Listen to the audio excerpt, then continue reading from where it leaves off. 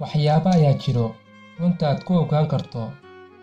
Ereyga waan ku jeclahay afka waa u basiid, balse waxaa jiro calaamadaad ku ogaan karto qofka sida xad-dhaafka ku jecel. 1. Mar walba sharaftaada ayuu ilaaliyaa. Mar walba wuu kugu faanaa. Ficiladiisa waxaa ka mid ah: hooyo ayaan ku barayaa, asxaabtayda ayaan ku barayaa. Ma jeclo inuu ku qariyo, ileen waxaa tahay wadnihiisa. Mar walba ammaantaada ayuu afka ku hayaa. 2. Mar walba wuxuu kuu muujiyaa kalgacaylka uu kuu qabo, kama daalo maalin iyo habeen. 3.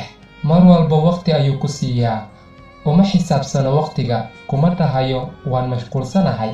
Inta yar uu kaa maqan yahay waa xilliga jiifka. 4. Markaad xanuunsato wuu kula qiiroonayaa, ileen dunida oo dhan adiga ayuu kaa fiirsadaa. Markaad faraxsan tahay wuu kula farxayaa, markaad cidlo tahay wehelkaaga ayuu noqonayaa, ilaa adiga aad ka dhahdo waan jiifanayaa.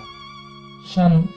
Hadalladiisa waxaa u badan muuqaalkaaga inuu ka faalloodo, kuma dhahayo waad qurux badan tahay, balse wuu ku dareensiinayaa dunida oo dhan inaad ugu qurux badan tahay.